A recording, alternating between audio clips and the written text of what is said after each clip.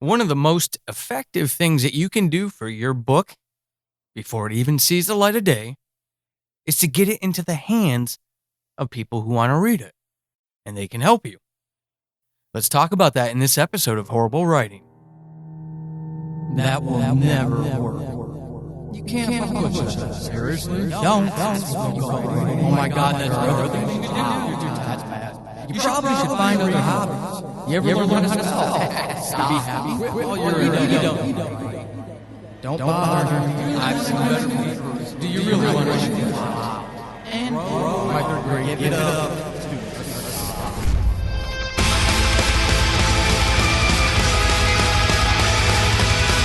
Welcome to Horrible Writing, the rawest, most candid, in-your-face writing show on the interwebs because none of us have time to suck.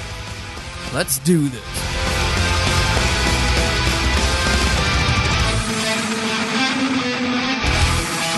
Hey everyone, Paul Saban, your host, Horrible Writing. I hope this finds you well, and yes, we are rolling up on December. Can you believe it? December. End of the year.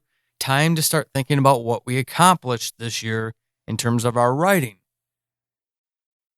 A lot of people struggle. A lot of people struggle to find readers. A lot of people are picking up Novel Idea to Podcast. Thank you very much to those of you who do. Trying to figure out if podcasting is the way for them.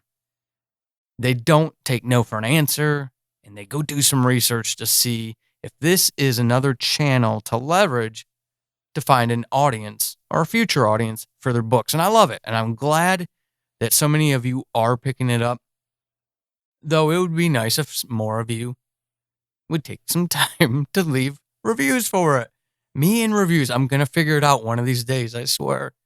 But it's tough, right? You spend months and months and months creating that world, writing that world, editing that world, getting it ready for the real world. Whether that's fiction or nonfiction, real general terms. And you put a lot of work into it, and it's tough. It's tough to put out there and open yourself to criticism. It's tough to find people who will find it without spending tons of money on advertising. One of the things that you can do before this even happens is to get the book in its finished state into the hands of advanced copy readers. Let them go through it. Let them enjoy it, because this thing is a finished product for all intents and purposes. You will always have some silly spelling or grammar, maybe even a screwed up name in there, i.e. me in 12 Days of Christmas, which I only realized right before I went and did the live reading that one of the characters in one of the stories, her name changed suddenly. And this is a story that's a year old, older than a year. And it's been read by hundreds of people, heard by thousands in a podcast form. And yet, I happened to notice on a fluke that the name was wrong. But advanced copy readers, they'll help you do that. They'll help you catch those things. And I've talked about them before on the episode, how you don't want to abuse them and whatnot. So I'm not going to go into that here. Instead, in this episode, what I want to talk to you about is why you need to do it, why you need to start cultivating those relationships now so that you can have them whenever your book is ready. These folks are not editors. They're not the ones who are going to try to help you see the plot holes and the problems in the arc. And they shouldn't be treated as such. Ideally, what you're doing is you're handing them the finished product, understanding that there may be a few things here and there that they catch, but it is the finished product. And you get it to them before the rest of the world sees it. And these are folks who enjoy reading. They can read fast, relatively fast, and they don't mind. It's kind of cool for them to be able to hold something from an author before anybody else sees it. The benefits, they catch the mistakes. That helps you. They get cool content for free, exclusively, before the rest of the world does. That's cool for them. And hopefully a few of them We'll even leave reviews for you on the day of launch or, shortly thereafter. That's a tough one. That's a tough nut to crack because these are volunteers. You don't want to abuse them. You want to remind them, but not abuse them. And not everybody does it because, hey, update life is busy. So multiple benefits for you, cool little treats for them. Maybe you can do something in kind for them somewhere, dedicate something in the book to them, give them something that lets them know you appreciate them. And that's all awesome. But one of the ways that I love data, and as I'm publishing more now, really, I've only ever had one book out, and it's only been within the past couple weeks that I released 2 more books. So I have a total of 3 published this year. So I'm very, very young in my experience of analyzing all this data about an author career and author growth. And as part of this show, I always told you, and the tagline, the tagline's always been, empowerment through candor. So I'm going to be real with you. But if you look at the show description on any of your podcatchers, it's about this know-nothing writer to open paren, hopefully close paren, published author, which I am now. So one of these days I need to update that. Maybe. I'm still thinking about that. But data, I want more and more data to see what works. One of the things I enjoy about the writing career versus the podcasting is that the data is there. It's much more of a mature marketplace, so it can provide you with that. And it's neat to have. One measure that I am now using because I have a couple books I can use it for is advanced copy reader growth. In terms of validating my author growth. What do I mean? Well, in the spring of 2018, when I was getting ready to publish my debut novel, Chasing the Demon, I went to my mailing list, my patrons, and asked for advanced copy readers, and 73% of the people who actually followed through and did it for me were friends or family for that first book.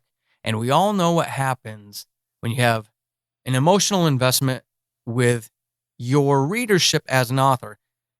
Not necessarily going to get the best feedback for you and for your growth. Sure, they'll tell you a lot of good things that make you feel great about yourself, but you're not here for that. You're here to grow as a serious author, a serious writer, a serious bookseller. So 3/4 of that first book, ACR, population, was friends or family. Now, compare that to my second fiction book, 12 Deaths of Christmas. 34% were friends or family. 34%. Precipitous drop in a good way. Less friends and family. This is what I wanted. I wanted away from people I would rely on and more toward people who are interested in my fiction and being a part of it as a fan. No emotional investment in me, the person involved. And that speaks to growth. By having the population of ACRs of friends and family to people who are, for all intents and purposes, strangers, and I just know them through social media or emails because they happen to like my stuff. And then Novel Idea to Podcast, nonfiction book, so it kind of sits on the outside of the statistical analysis, but 0% friends and family. So that was cool. I see progress. Now, when the scales is ready in 2019 to go through this process, it is something I'm going to compare to this 34% of 12 Deaths of Christmas. And I hope, I don't expect to have that again. I don't expect to get down to 16, 17, 18%. If I do, great.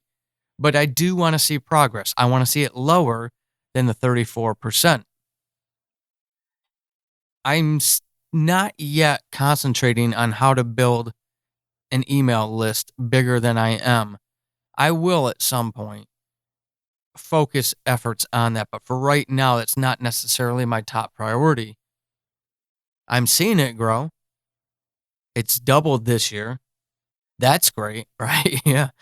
But at the same time, I'm not putting that energy into it yet for analysis purposes, but I will. At some point in the future, I will. So that's where my goal is. So you hear me say this as a measurement of my growth in the direction I want to go, and to make sure that my efforts it guides my efforts, right? When you set out a goal, it has to be measurable. It has to be specific. It has to be realistic and time sensitive and all of these things. You can't just say, I want to do better with my ARC list. Well, that doesn't mean anything. And I've set out incremental goals. It was 15% less, and I obliterated it. So I'm having to adjust for this third book. If I can get it down to 30% or less, that's my goal for this next book. And we'll see how that goes. For you, where are your ARCs going to come from? Please don't say, Paul, I wasn't going to have any. Yes, you are. Yes, you are. You want to.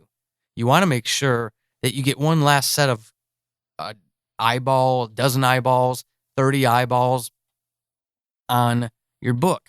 Don't worry. If you're one of those people who is coming out with a first or the first in a decade, and you're just coming into this indie game, don't worry about the financial aspect of people getting your book for free and they're not going to turn around and buy it. One, so what? That's not what they're there for. They're there to help you. There's 7 billion people on this planet. 20 people can get your book for free. Okay? That's just the way I look at it.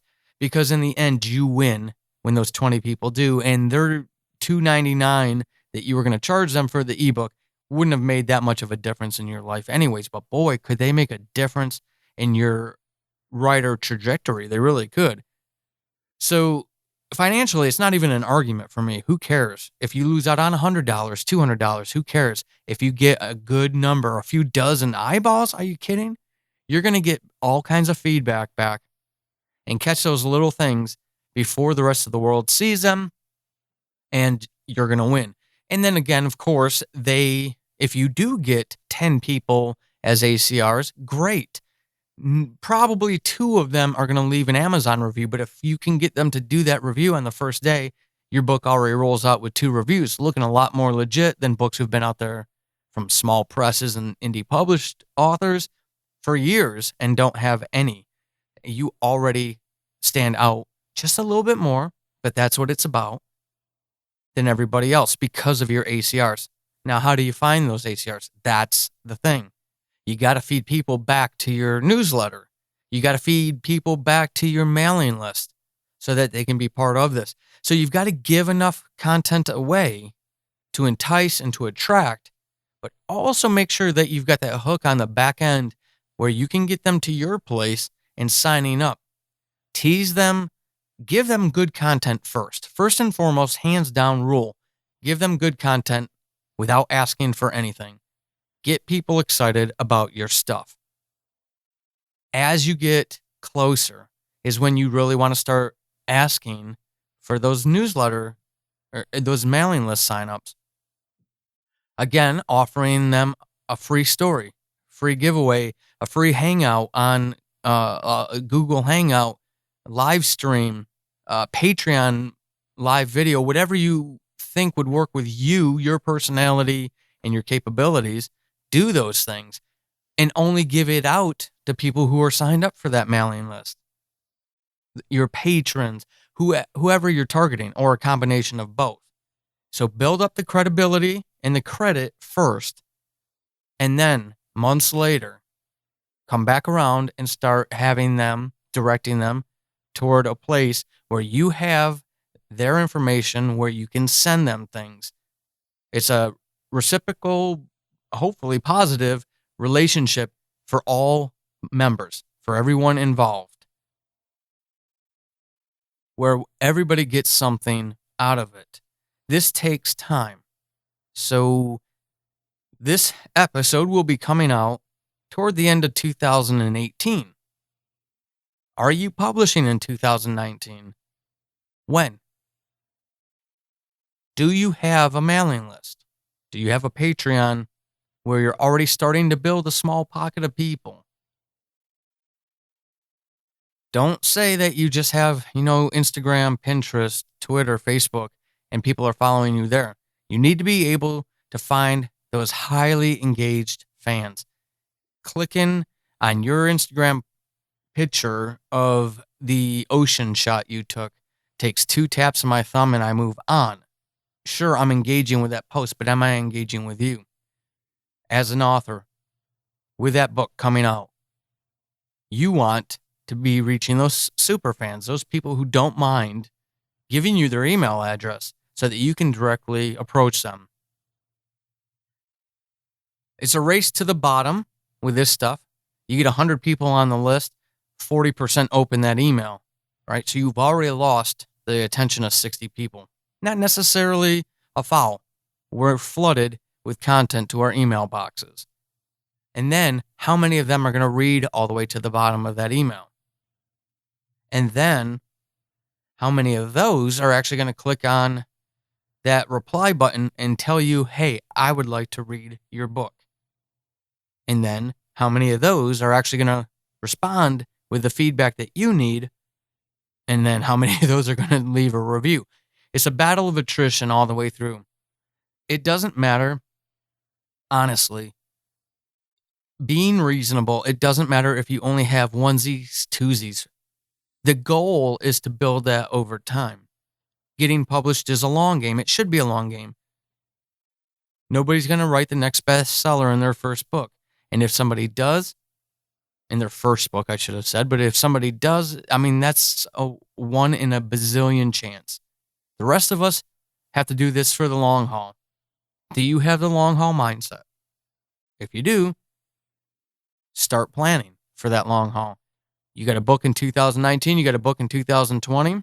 What are you doing to make sure that you've got those advanced readers who can help you be the success that you want to be? Who can help you be epic? All right. So you've got 3 books of mine out there. I would sure love to have some of you check those out. If you're a horror fan, you've got 12 Deaths of Christmas. Some very cool. If you've got a horror fan in your life, get them that book. As long as they're old enough, because it's mature content, get them that book in your hands. It's a great Christmas present, and you help me out.